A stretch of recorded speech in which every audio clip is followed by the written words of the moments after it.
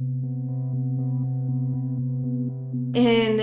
June of 2017, I ended up doing the Grandma's Marathon in Duluth and took the family with me, and they were cheering me on. Kallen was there too on mile 22 up on the Lemon Drop Hill, high-fiving 10,000 athletes, they were all coming through, and he was just cheering everybody on. So I'm driving home with the boys on Monday, and all of a sudden Kallen started shaking. And I thought, well, is he shaking from the Dairy Queen that we just got? And then by the time we got to Detroit Lakes, I thought, no, I gotta bring him to urgent care. Something's not right. They checked for UTI, they checked for strep, and they sent us home saying it's just a flu because nothing else was showing up. And the next day his fever went up to 105, and he was still sick. By that evening, he wasn't able to walk anymore. He was very, very weak. So we brought him to the local ER there in Thief River. And then the lab work came back. And then the next thing I was told, you're gonna be airlifted. And they said, you know why he's gonna be airlifted? I said, no. And they said, sepsis.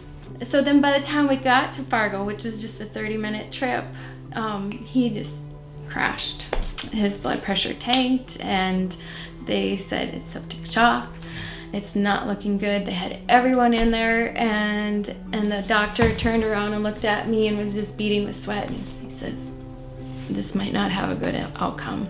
And so at that point, I just got on Facebook, started asking everybody for prayer, because it was like, it wasn't good. And I didn't even think I'd see Kallen again. Eventually, they were able to put him on a vent and stabilize him somewhat. The cardiologist came and told us that there's an infection in his heart and his valve is infected with staph. So they said, we need to get you to Mayo for a heart surgery. He had a heart problem, which quickly became a problem for his entire body. His kidneys failed very quickly. His lungs failed. His heart was failing. His liver was failing. His bone marrow was failing. Every organ in his body functionally started to shut down. And at that point, it was an emergency that he get his heart valve addressed. In the meantime, Kallen was losing circulation to his hands and feet. When we got here, they were shocked at how sick he was. He was crying yellow tears from the liver failure, and he was already developing another fever from the sepsis and the cytokines, they call it, the cytokine storm. Kallen couldn't have gotten any sicker. And he was on the maximum medical therapy to address the organs that were failing, and we were losing ground. And without something being done, he wouldn't have survived. But Jenny, you walk into that room and you have a tough conversation with her, and you have to have another tough conversation with her, and another tough conversation as he gets worse and better, and another organ fails. She would listen, and she just had hope. She was just full of it. Her soul was full of it, and it didn't tire. In the meantime, Nathan and Caden came. I said, the doctor said he's probably not gonna make it. And Nathan and I were just out in the garden there at Mayo, at St. Mary's, and Caden just looked at me and said, Mom, you gotta have faith. You gotta have childlike faith, Mom.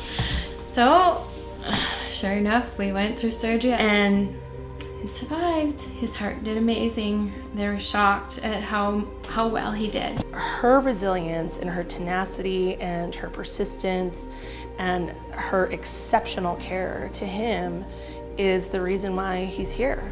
We couldn't have done it without her. And it's a beautiful thing to see where the art of parenthood, that dedication and that call of parenthood meets so beautifully with medicine, that we were able to see the success of Kallen. But little did we know that septic shock did immense damage on everything. Every organ system was affected. His immune system had to recalibrate. His brain had to recalibrate. His liver had to heal. His kidneys were in failure. His GI system, because it didn't get the blood flow, that was affected. A trach was put in. He was put in tube feedings. And it was a vicious cycle from then on, just trying to get over the infections, trying to get better and get off the dialysis. He's had a heart surgery before. We thought, oh, it's just gonna be another motel stay. But it ended up getting to be 2 weeks, and then it was like, oh, yeah, maybe we should check into the Ronald McDonald house. And thankfully, there was an opening. We got in just before 4th of July.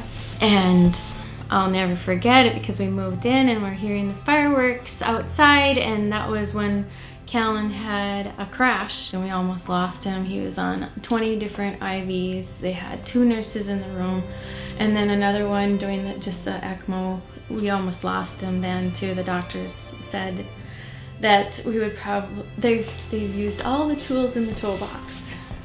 And so it was basically, the rest was up to Kallen and God. When somebody gets to that point, it sometimes is minute to minute, hour to hour, if they're going to survive through that period of time.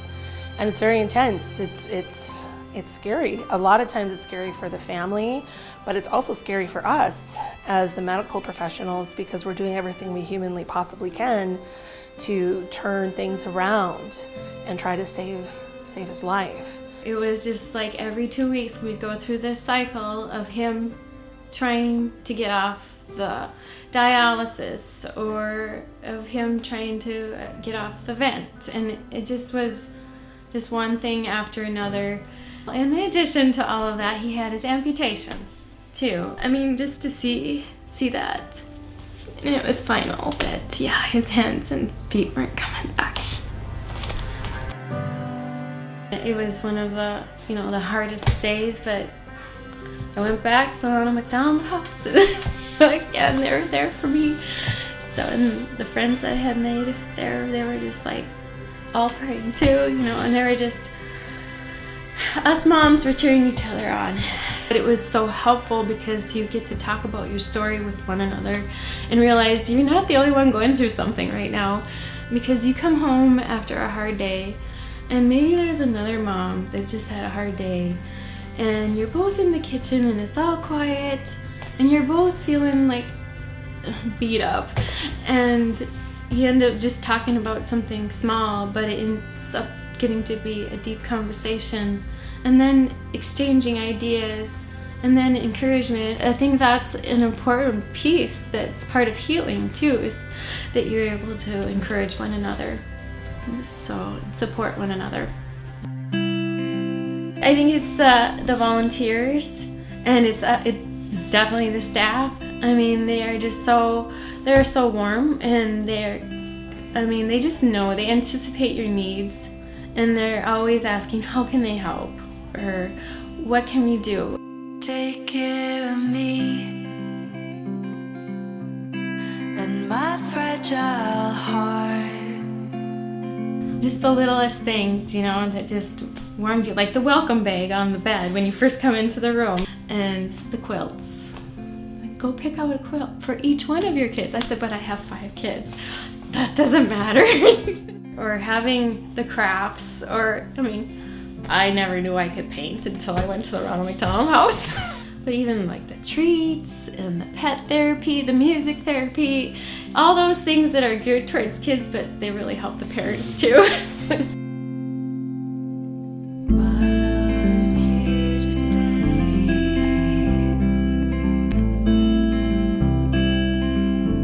Having her be able to be here physically in the hospital with him on this very long journey was a critical part of his recovery story. And if she couldn't have done that, without the Ronald McDonald House, we wouldn't have been able to be here today. That having the ability to put them somewhere and give them a place to rest and respite and to get meals is so valuable.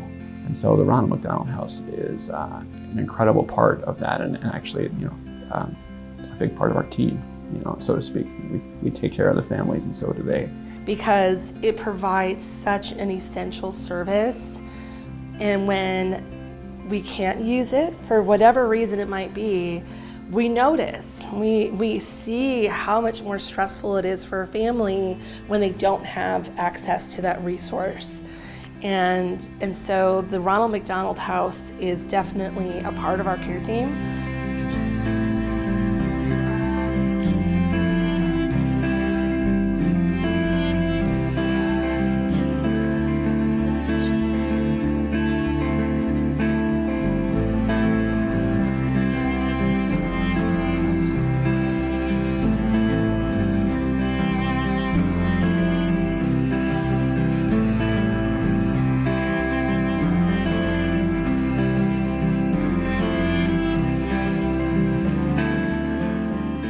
I got to fly with him, and as I was coming in over the clouds, seeing Rochester is like I had a peace about it. We're home. Then we had the choice of either here or the cities. Both places offered home health for pediatric patients with a trach, and we chose Rochester because we love the community feel. People are so generous here, and so, I don't know, they're just so open-hearted. And then too, being only 10 minutes from the hospital, that is a plus. And one of the best hospitals in the world too, to top it off. After we moved into our new house, a couple months later, I thought, you know what? I really want to give back. And I think the way I can do it is by volunteering. I went through the orientation and started becoming a volunteer at the Ronald McDonald House.